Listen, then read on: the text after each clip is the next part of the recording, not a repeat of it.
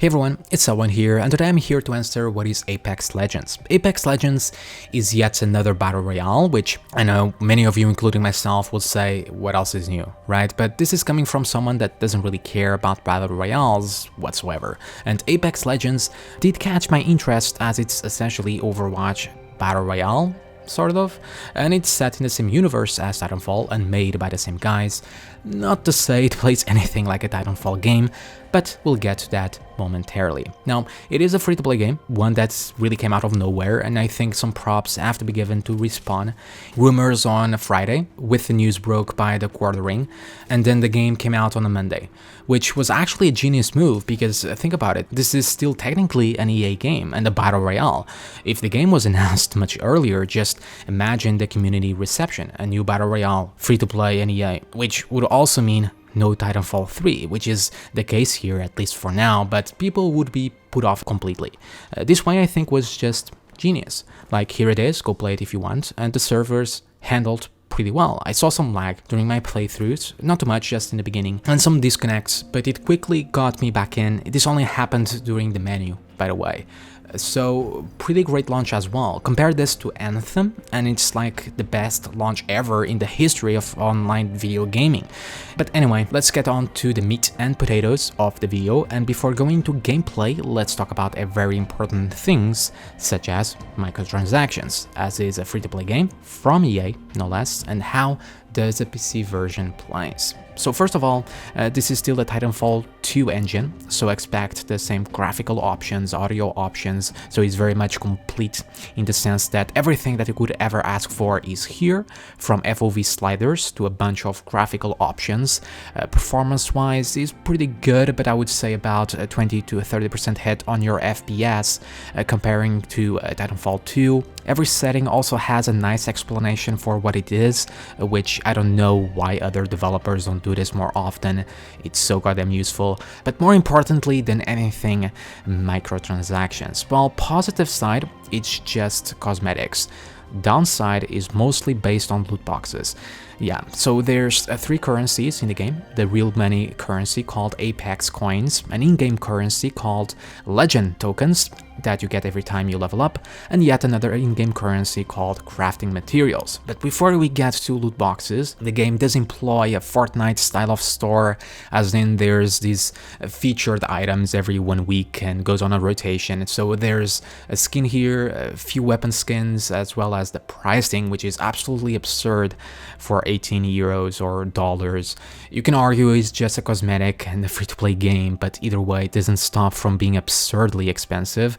That said, you also get 2 skin options to purchase with the legend tokens, that being the in-game currency, so there's that. And then loot boxes. And the good side of them is that they are really nicely described with their loot chances, what they contain, but is loot boxes, and is the main way to get cosmetics in the game. And yes, it's just cosmetics on a free-to-play game, so props for that, but is being mainly based around a crappy loot box gambling business, which is a huge down for the game. Now that said, this is much like Overwatch. You will be able to level up in the game, just a visual thing, nothing gameplay-wise attached to it, and each level will grant you a loot box and 600 legend tokens. So yes, just by playing the game, you will have a chance of getting cosmetics, but that chance is very slim, as there's a lot of Overwatch-like items, like these little voice lines, banners for when you die in the game, and small things like that to clutter the set box, dimming your chance of actually getting skins, which on themselves, there's a plethora of them here as well. Now, the game, like Overwatch, is based on heroes, or legends as they are called here, pre-made characters with a set of powers and abilities, with a unique aesthetic look. So there's a variety of skins, from commons to rares, epics, which are mostly recolors, to the sought after legendaries, which is obviously extremely rare, and only way to get them is through the loot box gamble, or you get lucky enough to get a skin on the feature section of the store and fork out $18. Weapon skins follow the same idea. There's a variety of weapon types, as you can see here. We will talk more about the gunplay later on, but you can purchase a weapon skin or even a legend skin for crafting materials, as you can craft Why is it called craft? I don't know, because you're just buying them. I don't get why you crafting a purchase. Like, oh wait there, sir, I want to craft this chicken for dinner. But anyway, you can buy them by just playing the game, as you get them at the end of the matches at a pretty slow rate, especially since you need 1200 of them for a legendary skin. And in 10 levels I only got 200 or so of them, and most of them came from loot boxes themselves, as they can also grant them. So I guess it functions as a small bad luck protection to get skins, which is actually quite good. Then you have banners and these small cosmetics, as I mentioned before. There's also poses and finishers, which are small animations that you can do to finish people off in game, although highly dangerous to do as it locks you in animation and you can still be damaged, so careful with that. The game also sells you legends, so the characters that you play, and currently there is only 2 of them, more to come as the game goes through seasons. Yes, there will be seasons starting in March, and you can either buy them with in-game money, which is not that expensive, is half the price of a skin, which is funny that you pay double for a skin and half for the character itself that uses the skin. But you can also buy it with in-game currency, 12k, which you get every 20 levels or so. Your XP is based on how long you survived and your kills and all of that. So every 20 levels, you may get yourself a new character to play, which is alright. The legends are really well balanced in the game, so unless in the future they don't put anything overpowered here, it will be okay. So in the end, the microtransaction system is good on one side, as it's fully, well, mostly cosmetic, and there's some bad luck protection with the crafting materials, but it's clearly pushing you into buying loot boxes, which is a big no in my book, as it's freaking gambling. All of that said and done, let's actually talk about the game. So it's a battle royale, so the game employs the mechanics and systems that you might know.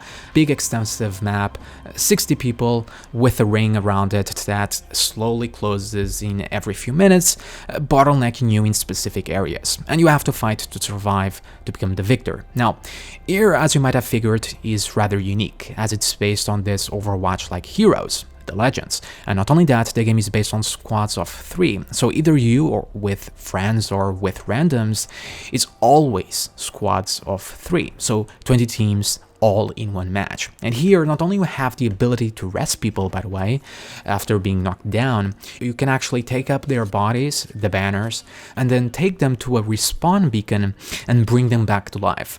They will lose all their items, but gives your team an extra chance at winning. It also creates these organic stories, tales even, of how you went on this big journey to rescue a teammate and bring him back, and I love that.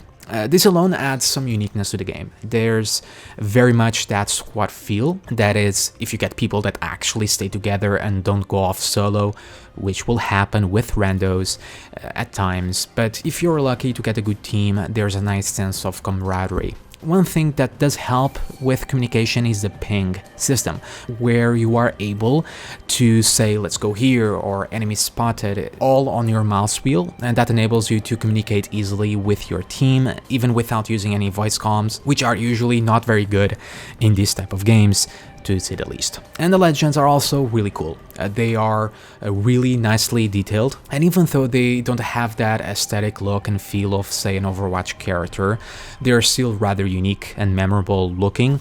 Now, each one of them have unique skills, one passive, one active power, and one ultimate, just like a hero shooter. The abilities are not super overpowered and overly present in a game. They can range from mobility, like a grappling from the Pathfinder legend, akin to the Titanfall grappling hook, to smoke screens and artillery fire.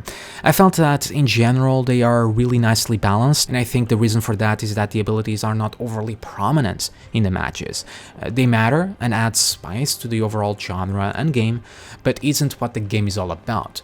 Furthermore, it allows you to experiment with the legends, to play and approach the overall game differently, like the Bloodhound legend, for an example, is able to keep track of enemies by analyzing their footsteps, what they looted, their last location, while, say, Lifeline is able to heal people and send loot crates as her ultimate. They do have roles like tanky, DPS, support, but like their powers and abilities isn't as defined as, say, Overwatch, which in the end, like I said, is what allows for a pretty good balance. So all of this alone, again, made it super more interesting to me, because I never cared for Battle Royale games, but having the squad play embedded in the game and the Legends immediately made me more engaged with it, almost like I wasn't playing a Battle Royale at all, but more like a big multiplayer hero shooter. But what about the map? Well, is it what you would expect? But it's also designed really well. The game does look great, but isn't jaw-dropping, much like Titanfall 2 was. But aesthetically, the zones are pretty varied, and they transition pretty nicely between each other, from a busy, civilized area, a building-based area, to a desert or a forest. They also have a pretty good verticality, allowing you to use zip lines, climb some walls, use these air balloons to fly for a few seconds, making you wish there was actual jetpacks, big cliffs and mountains to analyze the battlefield and play sniper, which then you can slide off with the sliding mechanic for faster mobility. So overall, the map is really well designed and fun to traverse and do battles in. But besides that, and the Legends, what you do here that makes it different to other Battle Royale games? Well, it employs various mechanics and systems from many other Battle Royale games and other genres, and then just mixes them together. So like practically all Battle Royale games, you start by dropping down in the area naked, and you quickly have to scavenge up for weapons, ammo items. Unlike weapons, there's a variety of different ammo types, nicely organized by colors. There's armor that adds these shields to your character, and a helmet which reduces headshot damage, consumables such as health kits, shield regens, various types of grenades, backpacks to upgrade your inventory, which oddly are quite rare. Here your inventory is locked to 6 item slots, which is a little clunky and annoying to manage. For one, ammo takes a slot, which clutters it a lot, and then the management of it just felt clunky and took some time getting used to. Like sometimes to manage items is with the mouse, other times is by holding a key, other times is by pressing, so I didn't really like the management side of it, and the fact that it can clutter rather easily. And figuring all of that out, trying to loot, say, a dead body of someone that you killed, and you trying to go through his items, and you trying to fit in your inventory, but then it's full, and you're trying to get rid of your items, is all too confusing. And again, figuring out all of that in the midst of a battle isn't that fun. Now, there's weapon upgrades. So like PUBG, your weapons are upgradable and with rarities, so common to legendary, like the skins. And they include things such as scopes, barrels, which can actually change your weapon. So for an example, you cannot come across, say, a sniper rifle. You first must be lucky to get a respective rifle, then be lucky enough to find a scope and other upgrades to transform it into a proper sniper rifle. So this is where the luck side of it comes in, which is not just an Apex Legends thing, is the overall design of a Battle Royale. Luck comes into play a lot, of how lucky you are with the items you come across, weapons, upgrades, and etc. So for an example, if you start the game by landing nearby an enemy squad, if you're unlucky enough to not find a weapon straight away, you're pretty much dead, right? And nothing you could really do. Or if you find one but it's a pistol, but the other guy next to you had a freaking shotgun. So there's really some annoyances like this, which again is most Battle Royales, and I had a few games which ended super quickly because my squad was unlucky to land nearby another, and even though we can punch each other to death, whoever found the gun first won, which is fine. I guess that's the whole theme of a Battle Royale, which is very much connected to the survival genre, but I couldn't help myself but feel it was really unfair and quite annoying. That said, are weapons balanced, and how does a gunplay feel? For the most part, they are pretty well balanced, like the Legends. The variety of weapons available is great, and they all feel very different from each other, and like Titanfall, shooting is fun and feels great. They have a nice recoil, and it's worth noting that weapons, or rather bullets, have a nice travel time to them, and the controls are very tight and responsive. However, there are some weaker weapons that I noticed. So for example, like SMGs and LMGs feel a bit weaker in comparison to the others. Personally, I felt like shotguns, regular assault rifles, and snipers is what you should aim to get no pun intended, but maybe it's just me and the way I play and what I felt most comfortable on, but those felt more powerful than the other options. Obviously, pistols were, for the most part, weaker as well, although not always the case. That said, snipers can be a little bit overpowered on the right hands, especially since there's quite a lot of long-distance combat involved. I do need to play more to 100% confirm this, but a lot of the matches that I did involved a lot of people just being on the top of a mountain or on top of a house, and you were lucky enough to have a really powerful weapon all decked up with sniper upgrades, and they could 2 shots, 3 shots, maybe 1 shot even, if they were not at full health. There's actually a rare legendary sniper weapon as well, and even other legendary weapons, and that randomly spawn around the map. And the damage is a little bit insane and can almost one-shot people. Normally you cannot really be one-shot if you have the minimal armor and are at full health. It usually puts you at 10% of HP, and if you have the helmet, which reduces headshot damage, but it does have limited ammo, so there's that. Speaking of ammo, some people might argue ammo is quite scarce, especially at the beginning. For me, I liked it because in a way it gave me these artificial feelings of playing an older FPS game, meaning I had to actually explore for ammo, upgrades and weapons. I know that's part of being a battle royale, but being an FPS game at its core, it did give me those feelings, hence artificial ones. So I really like that part, but overall ammo can easily be tuned around if it's not perfect yet. Now regarding loot, there are areas that can grant better and more powerful loot. There are special supply drops that drop at random areas, there's hot zones, higher tier loot areas, and there's a supply ship that also randomly pops up in the middle of the game. But obviously all of these places, especially the supply drops and the supply ship, will draw a lot of attention from people. So there's the risk versus reward going on, but nothing really new to the genre. Many battle royales, if not all, have this type of caches, supply drops sort of systems. The items like armor, upgrades on themselves also never felt that it made someone really that overpowered. Yes, it does make you more powerful, that's the point. And part of that is because it's rewarding you for exploring and scavenging.